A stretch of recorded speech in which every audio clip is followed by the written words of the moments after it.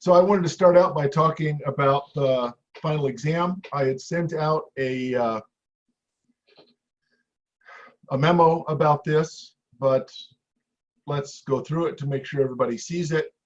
It's on April 28th, and it is 9 a.m.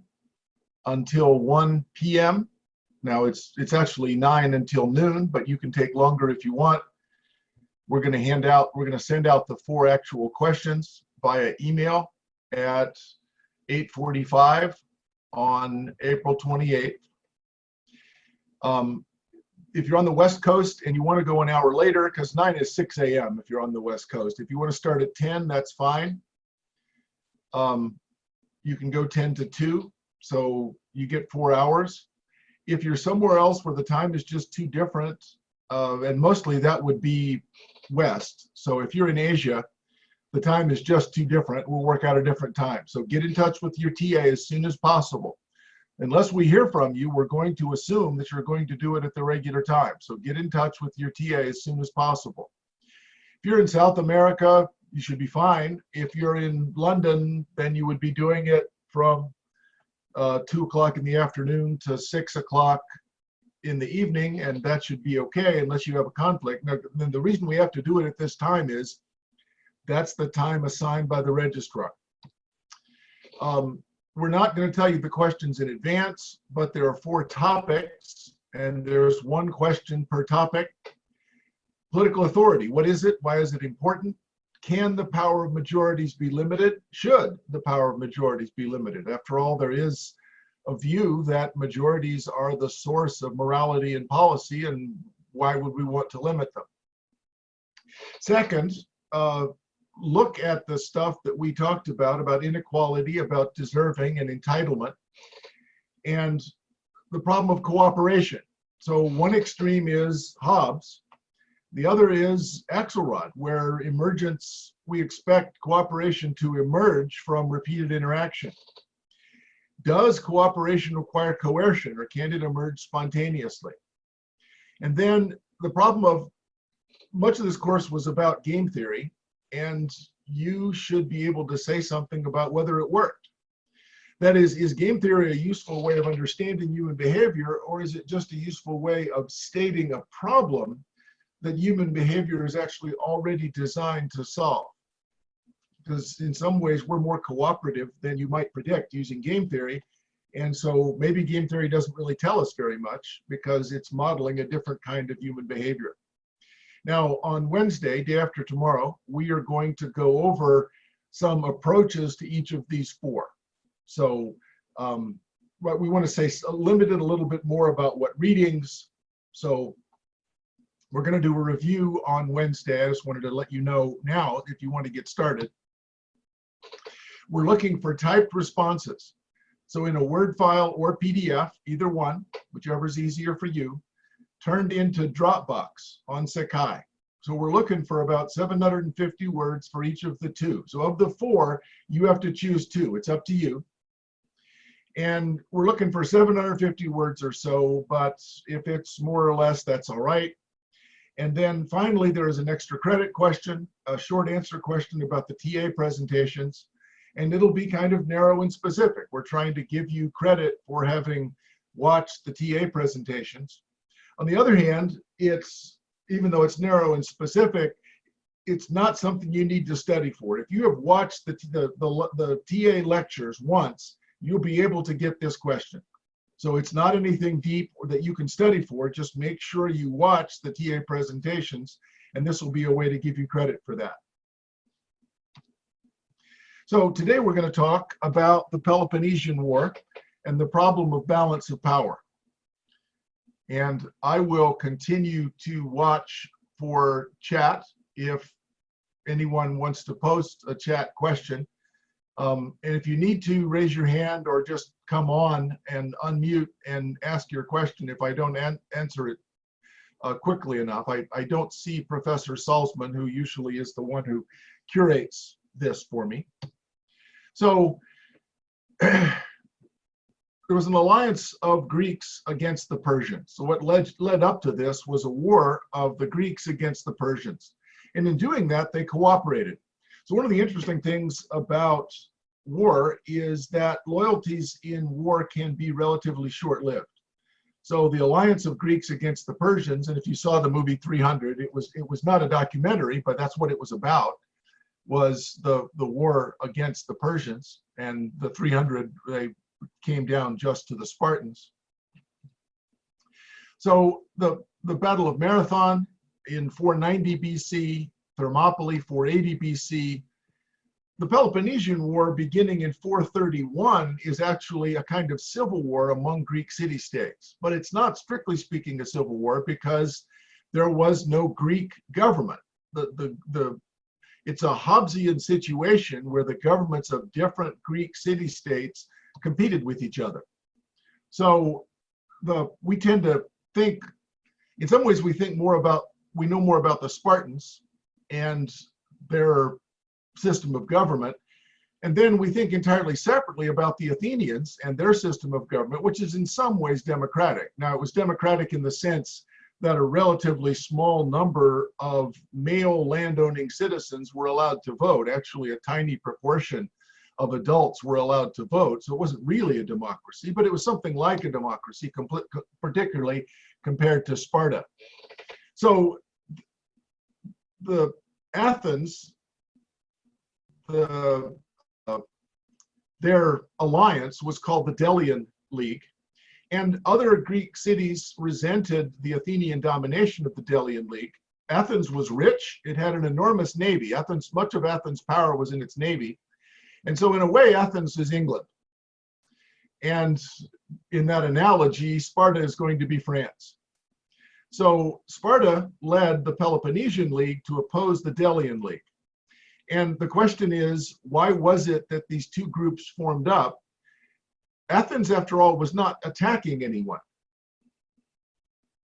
And the answer is balance of power. So Thucydides, in his Peloponnesian War, in his writings on the Peloponnesian War, Thucydides was one of the first historians, wrote about balance of power as foreign policy. So the reason that we're talking about this is that this notion of balance of power as foreign policy survives even unto today as a way to think about the anarchic world system without a world government.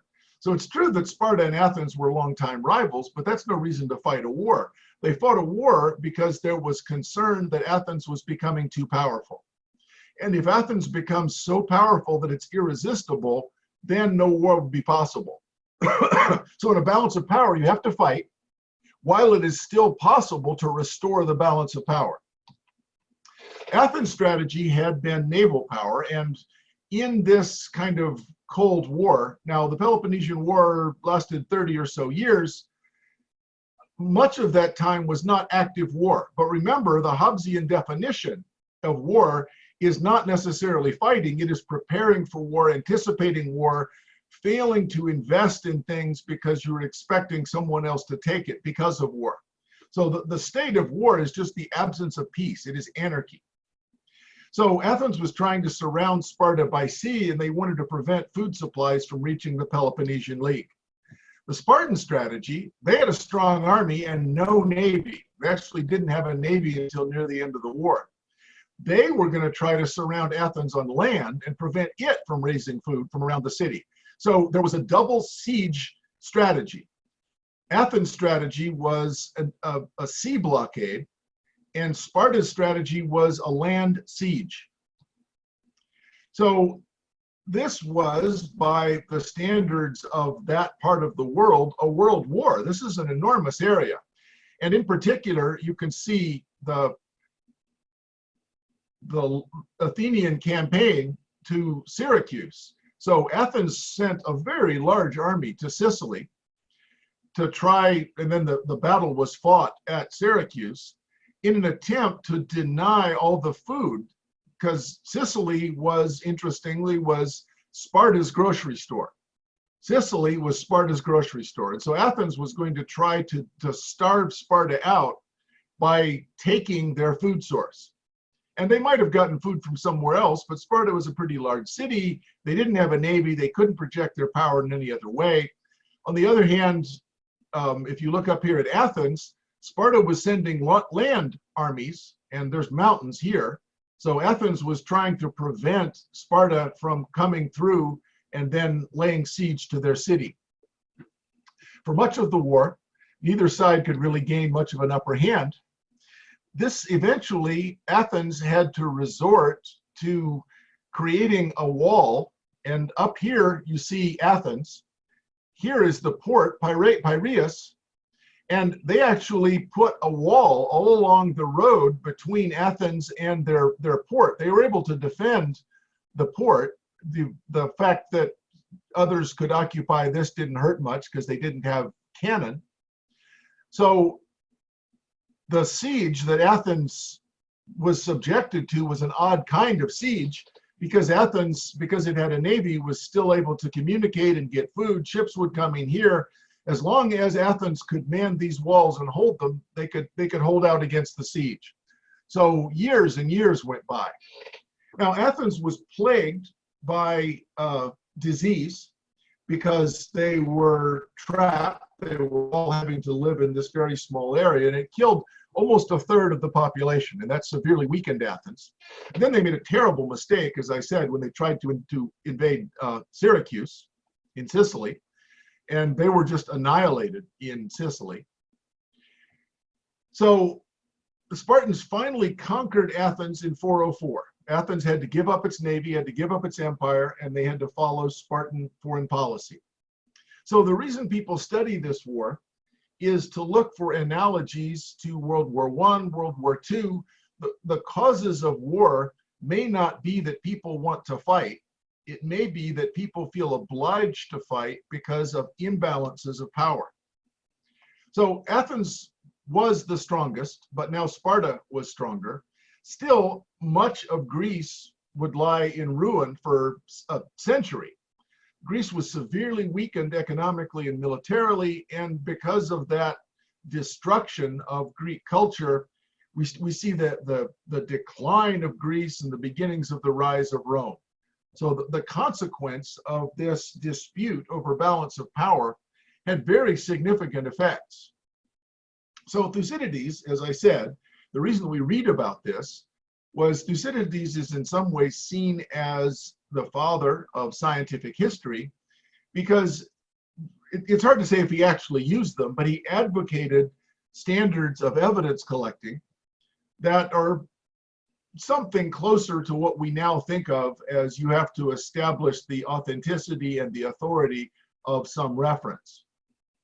So the fear of the Spartans was the growing power of Athens and that they might attack. That is why there was a war. So interestingly, and perhaps paradoxically, we often think that the reason that nations try to become powerful is to deter war. The argument is usually the reason that a nation becomes powerful is to deter war.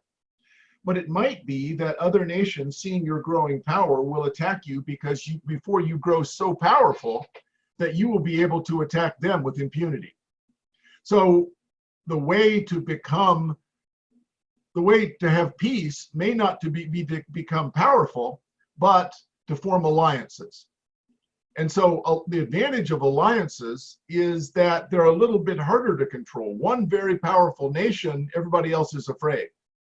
You have an alliance, and this is what happened in the Peloponnesian War. You have one alliance, the Delian League, and another alliance, the Peloponnesian League. And those two were more or less balanced.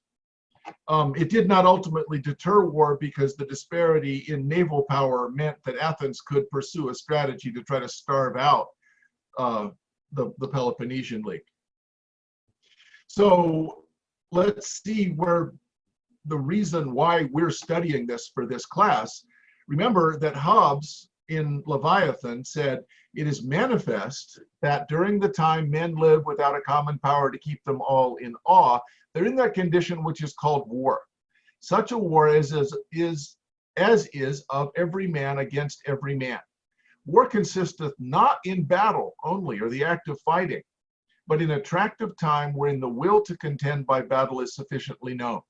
Therefore the notion of time is to be considered in the nature of war as in the nature of weather. the nature of foul weather lieth not in a shower or two, but an inclination thereto of many days together. So the nature of war consisteth not in actual fighting, but the known disposition thereto during all the time there is no assurance to the contrary. All other time is peace.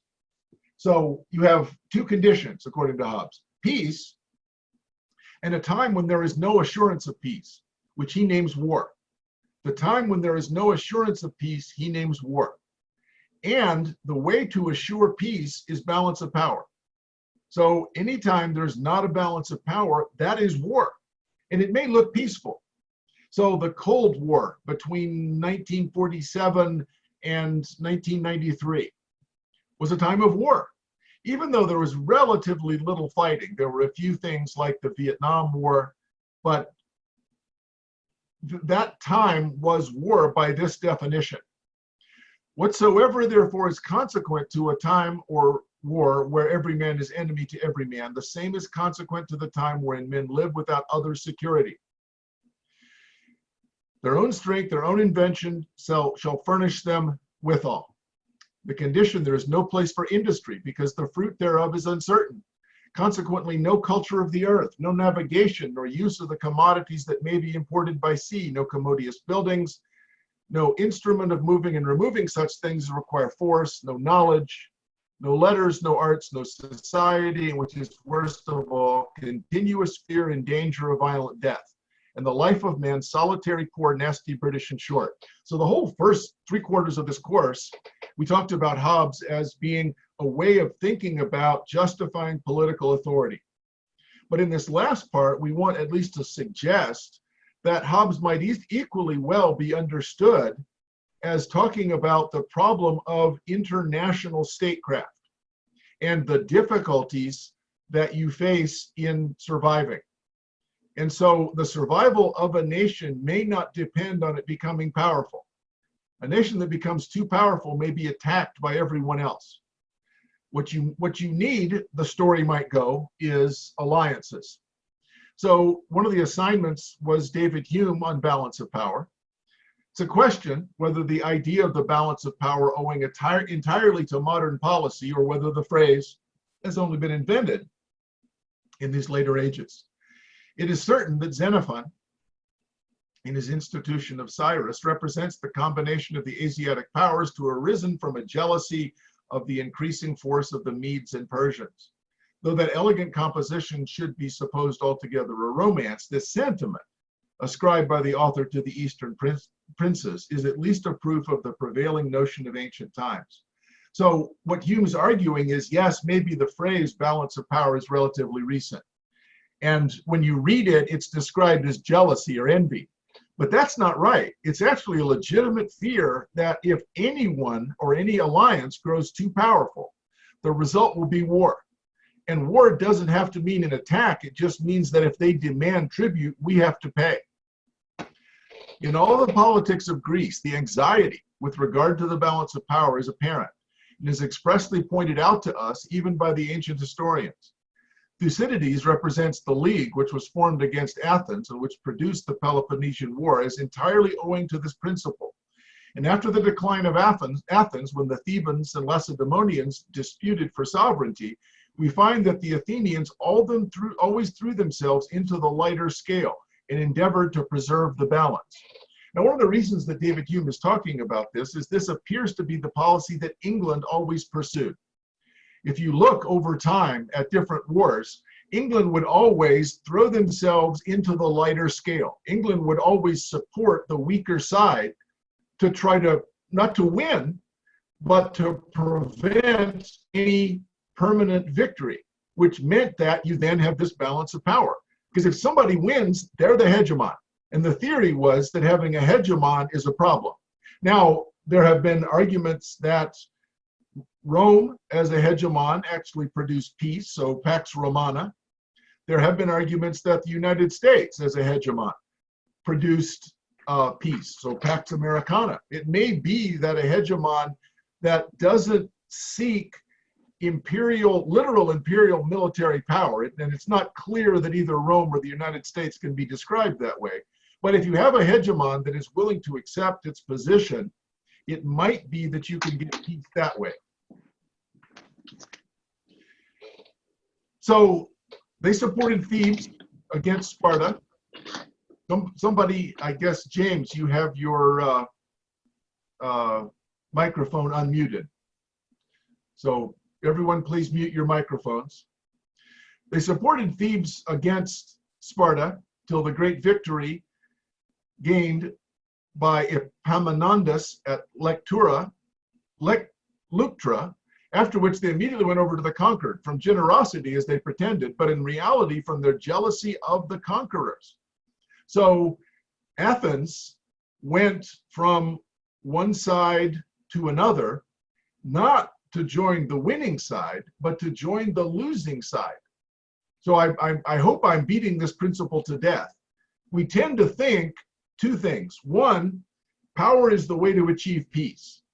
Well, that may not be true. Second, people are more likely to try to join the winning side. But if you join the winning side, as soon as they win, they're going to come after you.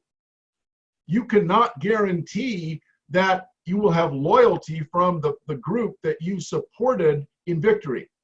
And so Athens went over to the losing side precisely to prevent the winner from achieving complete victory. So this raises an alternative to a single nation pursuing the strategy of trying to become powerful. And that strategy is forming alliances. So the question is, are alliances a substitute for a hegemon? Are alliances a way of ensuring peace? Because two balanced alliances might be a way of assuring peace. So James Morrow, in his paper, Why Write Alliances Down, notes that two or more states form an alliance when they conclude a treaty that obliges them both to take certain actions in the event of war. Commonly, we focus on defense pacts, because usually defense alliances are more common and more public. We might form an alliance for offense, as the Soviet Union and Germany did for the takeover of Poland, but that's more like a kind of agreement to split conquered territory. An alliance is about the future, and I agree to an obligation to intervene on your behalf. Commonly, studies defense pacts, where we come to one another's aid if attacked. There may be lesser degrees of commitment, such as ententes. That is, we have a kind of understanding. Nevertheless, all formal military agreements share a similar logic with different degrees of expected action in the event of war. So alliances operate in the shadow of war. They're explicit records of allies' expectation of action in the case of war, and they specify conditions under which the obligations are activated. But states cannot be made to live up to their obligations. And when you think about it, that's obviously true. So the advantage of a single nation that's powerful is that we can give commands and we will act on it. It's possible that the army will revolt, but by and large, a single nation can control its army. But if you have multiple nations with multiple armies, and one nation is attacked, and they send out the call, all right, we have promised, and this is actually what happened in The Last Jedi. So in The Last Jedi, in this next to last Star Wars movie, make the call, we need help, nothing happens. There were a lot of agreements, but nobody acted on them. And it's not like you can punish them because you're getting your ass kicked. By definition, you are losing. You're calling in your allies, please come help us. And nothing happens. So you cannot be made to live up to your obligation. The reason is the Hobbesian explanation. Covenants without the sword are but words. That is, I promise I will help you if you're attacked. You're attacked. I don't think so. That looks pretty expensive to me. Good luck. Well, it's not like you can attack me. You don't have the power to enforce the agreement. So according to Morrow, obligations must be self-enforcing to be effective in international politics. Other states must believe the state will live up to its alliance commitments. So when tested, a state will do so only if it's in its interest at that time. So the first point of the necessity of self-enforcement is well understood. Alliances are not sufficient for the effective assistance of other states. So they're not sufficient. I promise I will help you doesn't mean that I will help you. So that's condition one. I promise I will help you doesn't mean that I will help you. So alliances are not sufficient. Second, though, anything that an alliance allows during wartime can also be accomplished without a pre-war alliance. States do not need an alliance to intervene on the side of another in war. Often, effective wartime coalitions have been assembled only after the fighting began. Foreign policy statements short of a formal theory of alliance may be sufficient to convince prospective attackers of the credible intention to intervene against an attack. So alliances are not necessary. They're not sufficient to ensure compliance. And even if we don't have an alliance, if it's in my interest, I will intervene on your behalf. So all that matters is interest, not alliances. And that's Morrow's question. Why would anybody ever write down alliances? It seems fake. It doesn't guarantee that you'll help me, and not having an alliance doesn't prevent you from helping me if it's in your interest to do so. If it's in your interest to do so, you will help me whether we have an alliance or not. So that's the puzzle. The puzzle that Morrow is looking at is, why do we write alliances down given that they're neither necessary nor sufficient for an effective agreement? Well, alignments generally are a coincidence of interest, a combination of economic, strategic, and perhaps cultural affinities. So the US and Israel are seen as an alignment. They may not need formal alliances because they will help each other anyway. Australia and New Zealand are likely to help each other regardless of the circumstances. They don't need an alliance. So an alliance is an attempt to make an agreement that specifies shared interest and commits to acting on those shared interests and communicates that commitment to others. So alliances are usually signed with elaborate language, a big ceremony, people wearing a tuxedo and a sash, lots of pens, toasts. So alliances are usually accompanied with elaborate ceremonies. And the problem is that alliances then, like marriages, because they're accompanied by elaborate ceremonies, the more you say, I promise forever, no really, the less credible that promise is. Because if it's true, you don't need to make that promise so public. And so the attempt to substitute ceremony for substance is a sign that alliances may not be all that strong. There's always a trade-off that countries face between security and autonomy, which raises the question of the optimal national or coalitional size. So you can go on a continuum from an alignment to an alliance to a confederation to a federation, or just one unitary nation. So an alignment might be the United States and Israel. One nation that is governed from the top down might be France. A federation is the United States. There's a national government, then there are state governments. A confederation is the European Union. The European Union is a confederal arrangement. That is, there's a central government, but then mostly sovereignty lies in the individual nations. Or you could have an alliance. An alliance, there is no central government, but you agree that your militaries will coordinate. And an alignment, as I said, is a completely informal arrangement. So there's a continuum that goes from alignment to one nation, and there are a variety of different coalitions that might work at different stages there. Now, some of this depends on weapons technology and the nature of the threat. So in all science fiction movies where the world is attacked by aliens, we immediately recognize the need for one world government. And so usually we try to form it. There's bickering between the nations. At best, the Earth forms some kind of confederal arrangement. Maybe it's an alliance. In the Star Wars movies, it's rare that there's one nation. There's usually some kind of federation. It's interesting to think about the military nature of the organizations that you have and how they depend on technology and the nature of the threat. So when city-states were fighting in Greece, there were no military, that economies of scale were not that large. Athens changed that by creating capital ships. Ships are really expensive. If you're going to have a navy that's capable of executing distant force, the application of distant force, the only way you can do that is to have a lot of really expensive ships. So Athens pursued an empire with other city-states that they were able to use to collect enough revenue to have this navy. So NATO is an alliance among the North Atlantic Treaty Organization, among nations of the North Atlantic, although that has now moved quite a ways from the Atlantic into Central Europe. That's an alliance, and some of the reason for that is there are big economies in shared weaponry. However, shared weaponry is a problem because if you depend on other countries in the alliance for parts or to supply you with weapons, it means that if they drop out of the alliance, you're now weaker. You'd be better off trying to be autonomous.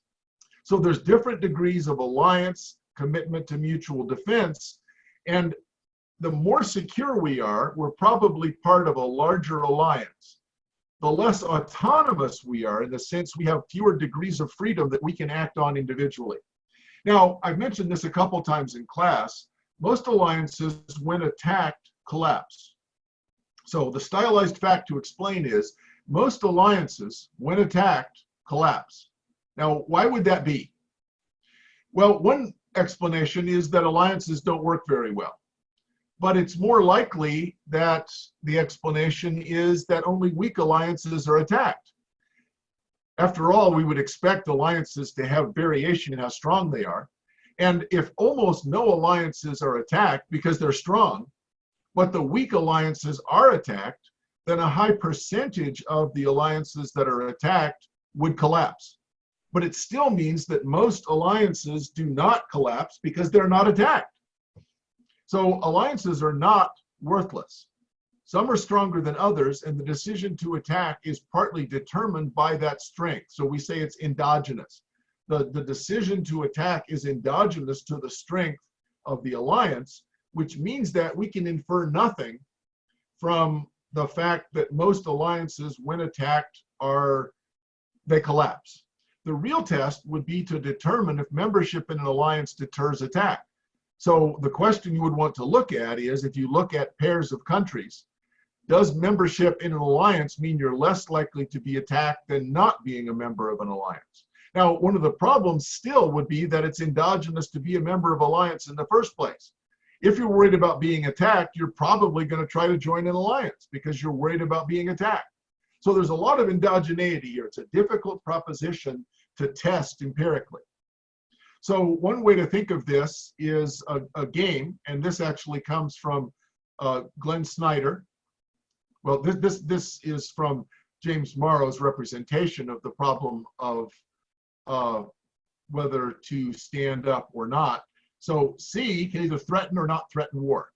If C doesn't threaten, we're in the usual state of affairs and we're not in war. If C threatens, then D, the other country, the defender, can mobilize or not mobilize. And then C can act. If D mobilizes, that's a pretty aggressive act. If C attacks, D will fight, but D could also still not fight even if it mobilized. It could be cheap talk. So what C is trying to guess is whether D means it about mobilizing. So C could threaten. And then what D is trying to do is to guess, well, if we mobilize, is C going to attack? Because it might be that C is faking. If C is faking, they threaten, we mobilize, they don't attack, C will back off. So you're trying to judge. This obviously reduces at each of these stages to the game of chicken. I'm trying to be bellicose and say, you better give me what I want or I will attack. Well, if I threaten, you mobilize, and I back down, that actually means that I lose some of my reputation. I may have cultivated a reputation for being bellicose. That means that I might attack even if I didn't want to when I first threatened. I was bluffing, but now I'm obliged to carry out the threat. So there's two kinds of audience costs here. So political scientists and international relations talk about the problem of audience costs. This game looks like, since fighting is always really expensive, we should always end up with backs down. And when you think about it, that's a pretty powerful argument. So you and I are going to fight. One of us is going to win. The result is going to be that the winner gets certain things, but loses a lot of things because of the war. We could skip all that, and you could just pay me. If you're the loser, you could pay the winner, and we could both keep our pre-war levels of prosperity. It's just that a payment or tribute is made instead. The problem is we don't know what the outcome's going to be. We actually both believe we're going to win, or we're not sure if the other is willing to pay the costs. The problem with audience costs is that I recognize that other people seeing me threaten but then back down hurts my international reputation. And my domestic public seeing me threaten but back down will think less of me as a leader. And if I'm a dictator, I may lose. I may no longer be the king. So audience costs have two parts. One is the reaction of the international community. And in an anarchic system, the reaction of an international community is really important. The other is the problem of domestic audience costs, where I'm mostly worrying about my domestic voters or citizens. And so I think it's important to recognize that, for example, when we see a policies of Israel in the Middle East about occupied territories in Palestine, are those an attempt to pursue a coherent policy? Maybe, but they may be a response to domestic audience costs. It may be that Israeli leaders are trying to win Israeli elections. It may not, you may not be able to take their statements at face value because they're worried about domestic audience costs. The same thing is true in the United States, in Germany, in China. The worry about domestic audience costs is partly a concern for how citizens are going to react in the future if I make a threat but then back down. So if you were going to try to analyze alliances, and this is an attempt, and it probably changes almost daily. This is from 2018, so 2 years ago. This was the set of alliances of different groups in Syria. And if you look at the lines, the blue lines are support, and the orange-red lines are attack.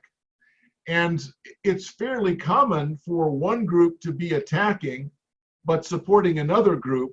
And those two groups are either attacking or supporting each other. So it's not transitive. I attack A, B attacks C, but C supports A. So the network of alliances is very confusing. So alliances matter if the alliance affects the decision of the allies to intervene on one another's behalf in the event of war, or if the alliance allows outside states outside the alliance to determine that the allies will intervene to support one another. So commitment means I promise to help you. Signaling means, hey, you potential attacker, I promise to help them. Now, in some ways, these are more closely related, but it is useful to separate them because, after all, an effective commitment is, by definition, a signal if it's public. One interesting thing is that some alliances are private. They're not announced. So you can understand why the Soviet Union and Germany had a secret alliance because they're going to attack Poland. But an interesting number of alliances might be secret. And one of the interesting questions about why is that a secret alliance might accomplish A, commitment, without B, signaling. That is, no one else knows about it, but I'm trying to reassure you. The question is, if it's a secret alliance, can you rely on the fact that I promise to be your ally? Because if it's secret, I don't really pay any audience costs. I don't pay any audience costs domestically or publicly. So the absence of audience costs might make an alliance less credible. The reason you might do it is really just as a way of communication. Okay, you do this, I'll do this. You're dividing up tasks.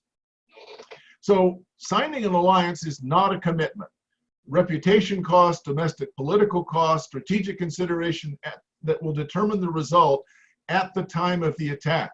But still, I recognize that reputation costs may matter. So signing an alliance, and now we're getting back to the original question, why would we write down alliances? And the answer is reputation costs may matter. The fact that we had this big ceremony and wrote it all down means it's embarrassing for us not to carry through on our commitments, because it means that other countries in the future will not believe us when we make a promise. So reputation may be one reason why we write down alliances. So the puzzle that Morrow states, why write down alliances? One answer would be reputation costs. But other states know that a reason to write down an alliance is that other people may believe it, which means that they may write it down even if it is not truly a signal, thinking that other nations will act as if it were a signal. Now, yes, it's true, if there's a war, I'm going to bail, but I'm willing to pay that cost. Partly because I expect the alliance to hold precisely because other people think there are reputation costs. Now, the coordination of armies, interestingly, actually increases the cost of abandonment.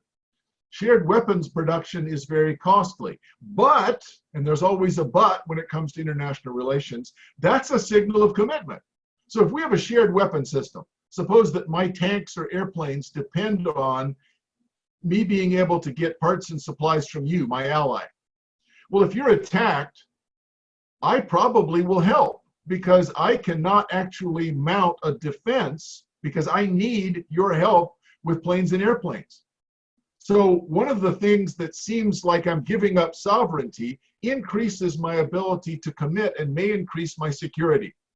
So something that's costly, which is the coordination of armies, shared weapon systems, and so on, is actually a way of increasing security. Giving up sovereignty can increase security. So how can we make an alliance a commitment and therefore a signal? So this comes from Glenn Schneider in a piece that he had about alliances.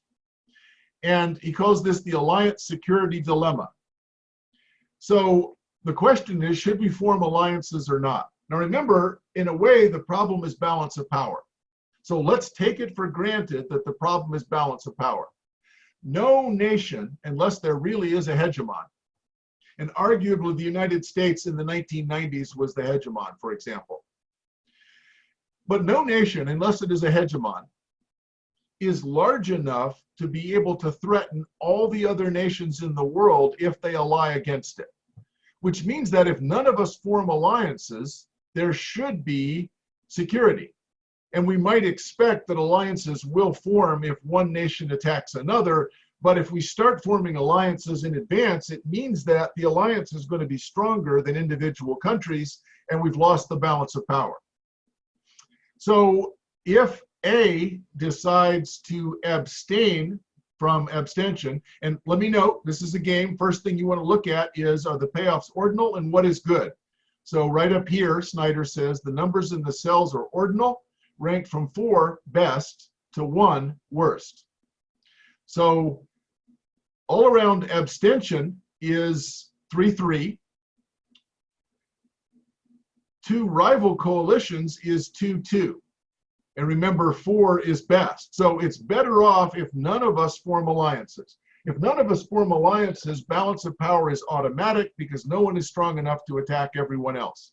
Once you start to form an alliance, the other side has to form an alliance. And once all the countries in the world are in one or the other alliance, it may be possible for one alliance to win. If there's any difference in the power of the 2 alliances and there's a war, the stronger alliance will win. Now, one solution is to do what England did and what Athens did, and that is switch sides. If you're on the winning side, you would switch to the losing side. This sort of flies in the face of everything that we think about in movies. There's armies that are going to fight, and then somebody cravenly joins the winning side. But for a long-term game, what you want to do is assure that no alliance wins. And the best way to do that is to assure there's no alliance at all. So the worst thing is if one group allies and the other abstains. If I'm not a member of an alliance and there is an alliance, I'm screwed. So that means that best for A is to form an alliance and I don't. And worst is for A would be that they do not form an alliance and B does form an alliance. You will recognize this. This is a prisoner's dilemma game. What this means is that if A expects B to abstain, my choices are 3 or 4, I should ally. If I expect B to ally, my choices are 1 or 2, I should ally. Ally then, form alliances is a dominant strategy, which means that we end up down here with 2 rival coalitions, which is worse than there is a Pareto superior alternative, which we all abstain. But since each of us would be better off if we form an alliance and no one else does, we all form alliances and we end up in a worse situation. Now, normally the Hobbesian solution would be we need a world government to prevent the formation of these rival warlike alliances. But that's the problem. It's the war of all against all because the international system is anarchic. So the balance of power is a way of thinking about this so that we're sunk. Alliances are going to form. That there's no way to avoid that in an anarchic system. We could all line up and sign a piece of paper saying, I promise not to form an alliance. But that covenants without the sword are but words. We will form alliances. Balance of power as a strategy was pursued by England and by Athens, and to some extent by other countries. If you're large enough to be a hegemon, you don't need to worry about this. But if you're just small enough that you changing sides will restore the balance of power, then the rule should be always enter on the side of the lesser coalition. Not because you're an ally or you love them, but it's because you want to prevent their enemy from becoming powerful. So only if B conquers A, B's going to come for you next. You don't want that, so you ally with A while A still exists to keep B from becoming too powerful. Now, it might be that there's no need for alliances, that we can always just form if there's a war, we'll always enter on the weaker side. And in fact, if we have a reputation of entering on the weaker side, there may not be a war because a strong country looking at a weak country says, oh, we better not. You know what England does? They always come in on the weaker side. And we cannot defeat England and this country. So there's no point attacking. That's not an alliance. That's an alignment. That means that you are aligned with the weaker side in these unprovoked attacks. So if this were true, there would be no need for alliances. And in fact, alliances might not be credible commitments. So it's an interesting question. Why did the Soviet Union sign an alliance with Germany? In particular, why did they believe it? Maybe you can understand why they signed an alliance. But why did the Soviet Union really not expect Germany to attack? They were completely surprised. And Germany had done nothing until that time to make it seem like they were going to keep their commitments. They would make a commitment and break it, make a commitment and break it. So it's interesting to see that writing down that alliance, Hitler didn't care at all, apparently, about audience costs. Although it may be that domestic audience costs, since a lot of Germans didn't really like the Soviet Union, it may have been that there were domestic reasons why to do this anyway. And it didn't hurt Germany at that point internationally because no one else was surprised when Germany broke its word. It did matter that the Soviet Union was surprised, so that might be a reason why you would sign an alliance, is that it makes it easier for you to double cross later. So there's 3 considerations. This is Morrow's argument. The first is the marginal effect of intervening. Does it change the outcome? How much do I actually value my side winning because I value my allies? Will I be made better off if my side wins? Second, side payments. That is, if I join in an alliance or I join in a fight for you, do you pay me? Do you give me stuff that's worth something to me domestically? Do I get territory? Do I get resources? Do I get payments? Third, the cost of intervening. How difficult will the war be and will we win? So notice that the first item, that is, I might be able to help you win, won't be big enough if C, the cost of intervening, is really large.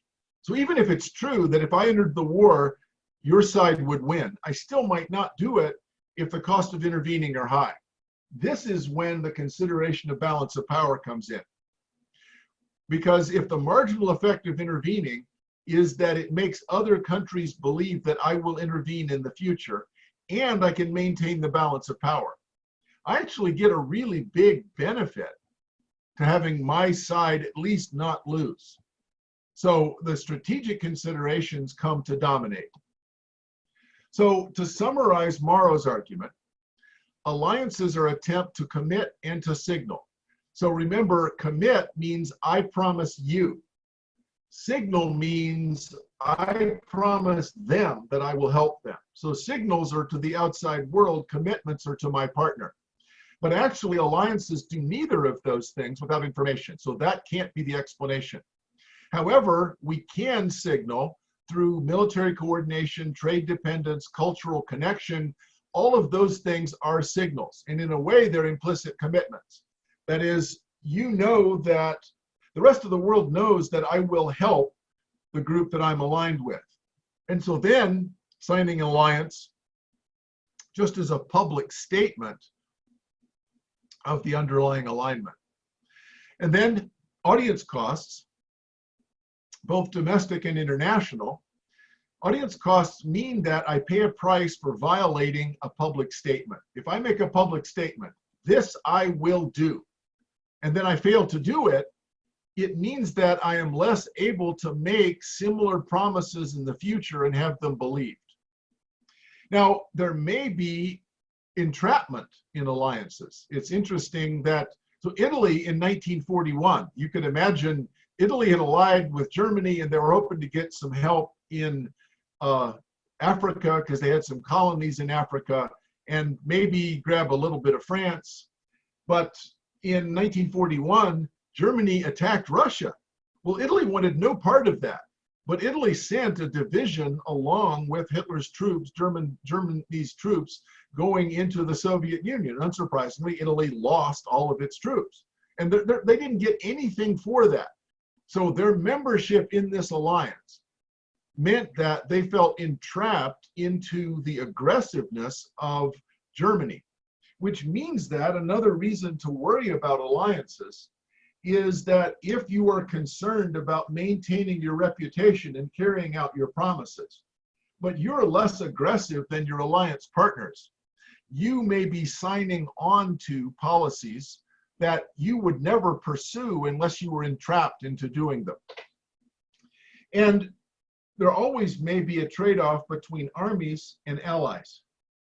So building a big army is expensive. Building a big navy is expensive. That's what Athens set out to do. So Athens set out to build an enormous navy, and it was really expensive, and they collected a group of allies to help them pay for that. But that meant that Athens was really no longer in charge because they had to rely on their allies to send troops. They had to try to order their navies. Athens had a really hard time coordinating their own coalition. So you can try to increase the size of your own army because you can control that, but that's really expensive. Or you can try to have allies, but they're not reliable and they lose autonomy. So in either case, there are problems with that strategy. So let's switch gears now. And in this context, let's talk about trade as foreign policy and balance of power. And the reason to talk about this is that you may have talked about trade barriers if you have an economics class. And in a way, earlier in this class, we talked a little bit about economics and trade policy. And 2 classes ago, I said, the argument for free trade is unilateral. The argument for free trade is unilateral. And we're going to talk about why. But the argument for free trade is unilateral is an economistic argument. It's an argument that economists make because they're making a certain set of assumptions that are cosmopolitan. The cosmopolitanism of the liberal order is that trade makes both parties better off. And if someone will sell you something more cheaply than you can make it for yourself, you would always buy it. So all countries have the make or buy decision. You yourself have the make or buy decision. You could make your own shoes. It would take you a long time and they wouldn't look very good. Or you can buy them. If you buy shoes, you can get pretty nice shoes for not very much money. So you do not make your own shoes, you buy shoes. Why is not, the economist would say, the same thing true for nations? If a nation can buy something more cheaply than you can make it yourself, it has to be true you're better off buying it. It has to be true. You're better off buying it. If you can buy it more cheaply than you can make it, you should buy that and make something else. Well, that's fine, except it's making a certain set of assumptions about foreign policy. Donald Trump, when he took office in 2016, was making a different set of assumptions about trade. For Donald Trump, trade is foreign policy. Trade has to do with balance of power. So he promised, he said throughout the summer of 2016, we're going to have to change our trade policies to look out for putting America first. Now, putting America first was a trope for the Trump administration, and let's explore what it means. Now, usually people talk about advantages and disadvantages of free trade in a pretty economics way. Advantages of free trade is that we get specialization leading to increased output. One of the big themes of this course has been that division of labor lead us to increased specialization, and that leads to prosperity. That was Adam Smith's argument in the first half of The Wealth of Nations, was specialization and division of labor is what leads to opulence or prosperity. Trade allows economies of scale because you have larger markets. Division of labor is limited by the extent of the market. You get lower price and increased choice, and you get a spur to competition innovation. If somebody else invents something really great, it's expensive at first, but you get to benefit from the fact that they invented it. So, for example, suppose that some other country invents a coronavirus vaccine. We could say, nope, we are not going to buy the coronavirus vaccine from China or Germany because that will weaken us. Well, it's hard to say how it weakens us. It does mean that we're dependent on another country, but we're getting something really useful. We're paying something for something that we don't have that we really need. The disadvantages of free trade, we can also see in the current crisis. There's interdependence. We have a reliance on trade and a loss of control if we depend on other countries for supplying certain things. And there's something like the current shutdown. It means that a lot of international trade is no longer available.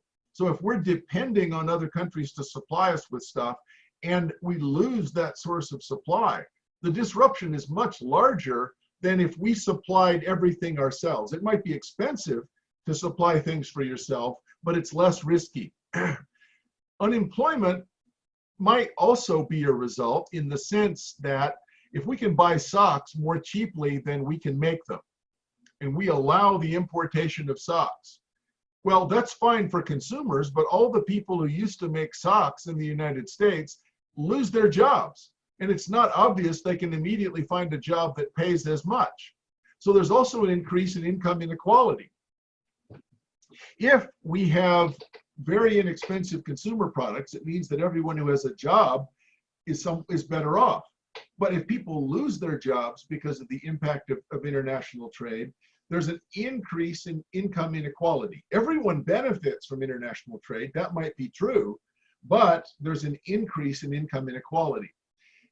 Having to ship things really far, making things at very large scale that are far away may have a larger environmental impact because there's the costs of shipping, the costs of flying, those are not fully accounted for in the price because they're externalities. And then it's hard to value, but when Donald Trump is saying we're going to put America first, he's partly talking about culture. And culture means that there is something about a product being American, being made in the United States. And so culture means that we would like to have a coherent American culture, not a cosmopolitan culture that is international. So if you value American culture, you might see free trade as having a disadvantage precisely because it's foreign. And an economist is not going to recognize that sufficiently because economists tend only to look at material benefits, whereas culture is something that's qualitative. where it's something about my preferences of the state of the world. Now, the welfare gain from trade, if you've had an economics class, is pretty easily argued. So let's suppose that here domestic price is more than the world price, which means that it costs us more to make than it does to buy. If we open to the world, our consumers can then buy internationally, but domestic production goes down to this, goes down to here, which means that all of this amount is imported.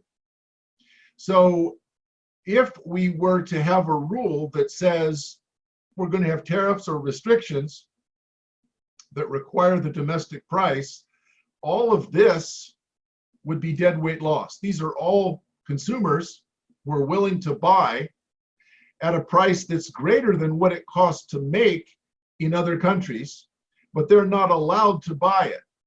And some benefit, it's true, some benefit does go to domestic producers. There's a transfer from consumers to producers, which is here, but the transfer is A.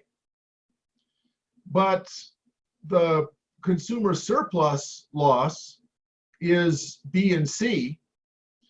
And so the total welfare gain is going to be B and C. The transfer, consumers get to keep it, and now they also get lower prices for a much larger quantity of the stuff. Okay, that means that the total benefits greatly exceed the losses, because the losses are just a transfer. Producers lose this, but consumers benefit. But consumers gain both B and C, which is the deadweight loss that they would have gotten. It's the price times the quantity imported. So that's the argument for free trade. The argument for the argument for free trade is unilateral, is that it doesn't matter what other countries do. If we import at the world price, our consumers will be better off. Yes, it's true our producers will be worse off, but it should be possible to compensate them because the producer's loss is the consumer's gain. So the argument is usually, if you look at it empirically, in order to save one job in the steel industry, so we have steel import restrictions, tariffs, quotas, foreign steel is too cheap. So what we're going to do is put tariffs on foreign steel. That's going to save jobs in the steel industry, the argument goes. Well, that may be true. Let's suppose it is. But each job in the steel industry that you save costs at least $500,000. Consumers pay more for steel, and other producers who make products that use steel as an input also pay more, and then consumers pay more for that. So there's a job that pays $80,000, but it costs consumers $500,000 to save that job that pays $80,000. So that's the argument for free trade. It may be right or wrong. That's the argument for free trade. So we might use tariffs, we might use quotas, we might use subsidies that we give to domestic firms to help them compete, or we might use regulations that make it difficult or expensive for foreign products to comply. And it is true that the United States uses all these things. China uses all these things. France, England, most countries use some of these protection options. And they are expensive in the sense that they harm consumers, but they do benefit domestic producers. And so maybe you could say there are audience costs. Now, you look at this from a tariff, and the more complicated version of it is that if this is the price that we would have domestically, this is the world price, and we put a tariff on it, we actually get some tax revenue. We capture some of that loss because of tax revenue, but there's still social loss in the areas of B and D. Producer surplus now domestically, our domestic producers can sell at a higher price because there's a tariff. So the argument for a tariff is, well, we capture some of it back through the tax revenue. Okay, but there's still social loss because consumers would be able to buy at a price that is above the world price, but below the price with a tariff. So if you look at the argument for liberalization, the argument that economists usually make is that if the US liberalizes and say the European Union also liberalizes, then we're both best off if everyone liberalizes. Now, it's true that if we impose protectionism and the EU liberalizes, we're almost as well off and we protect our domestic producers, but the EU is actually harmed and vice versa. It's symmetric. So if we both protect, and this is the Smoot-Hawley sort of outcome that you read about in high school. Smoot-Hawley was worldwide protectionism, and some people think it helped lead us into the Depression. So the worst outcome is protection, protection. The best outcome by this argument is liberalization. But sometimes we see protection, protection. And the answer for why that might be true is probably the domestic audience costs. So this is not a prisoner's dilemma. Everybody liberalized looks like the dominant strategy. So all of us are going to be better if we all liberalize. However, if I think you're going to protect, I'm better off protecting because low is better than lowest. So in a way, it's a coordination game where one outcome is much better than the other. The question is, how do we ever get here? And some of the answer is that it's like stag hunt, that we have trouble with solving this problem. If I don't trust you, then domestically, I'm going to get, my voters are going to vote against me. I'm better off protecting if I think you're going to. So the reason why this is important is Donald Trump is actually making a different argument. Donald Trump is not worried about liberalization or consumers. Donald Trump and the people who support him are worried about trade policy as balance of power. So let's suppose that the following is true. The United States benefits by trading with China unilaterally. China benefits by trading with the United States, but China benefits more, and China is increasing in military power. Donald Trump's argument is, of course, it harms us economically not to trade with China, but it harms China more. And what we want to do is weaken China. America first for Donald Trump means weaken China, not benefit the United States, because Donald Trump is seeing the world in a zero-sum military balance of power sense. So to be fair, the arguments that I've made, a Trump supporter might say, that's all true. You're missing the point. It's not that I don't understand basic economics. You don't understand basic balance of power.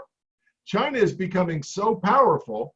And again, this argument may be true or false. I'm not saying it's true. I'm saying this is the argument Trump supporters make. China is becoming so powerful, we should be terrified. So if we harm ourselves, that's fine as long as we harm China by more. So it's a balance of power argument. It's not a liberalization argument. It's not an economics argument. So the economists that say, oh, trade policy always benefits everyone, that's not true. There are winners and losers to trade policy. So I wanted to stop sharing and ask you a question.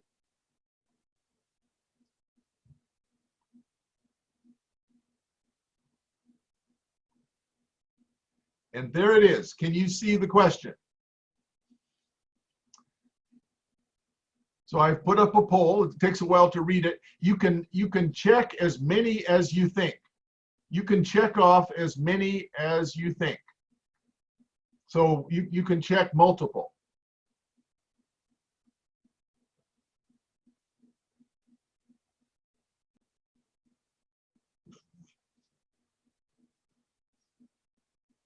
Okay, here we go. I'm closing things up. If you want to vote, you need to vote now.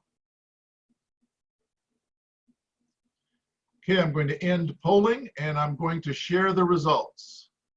All right, you should be able to see the results. So a lot of people might think both. Selectively eliminate barriers if other nations reciprocate and negotiate bilateral or multilateral trade agreements. There's a fair amount of overlap in those because a multilateral trade agreement is, the reason I put both of those in, and you're right probably to check both of them if that's what you think. One of them is informal and one of them is formal. So I might just offer, this is an Axelrod kind of thing. If I cut my barriers, you might respond by cutting them also. So one of the articles that we read for today talks about a tit for tat strategy. So if I cut my barriers, you might cut your barriers without negotiating a bilateral agreement. All right, so if you have questions or comments, please put them in chat and I will write up a response and distribute it. Our time is up. Thanks very much for coming to class. I will post this, and Wednesday is the last day of class, as you know, and we will go over the final exam. We'll talk about a review, and I'll be sad to miss you. So I will see you on Wednesday for the last class. Any questions that you have, go ahead and post to chat, and I will try to curate those and talk about them more. Have a good week. Have a good 2 days.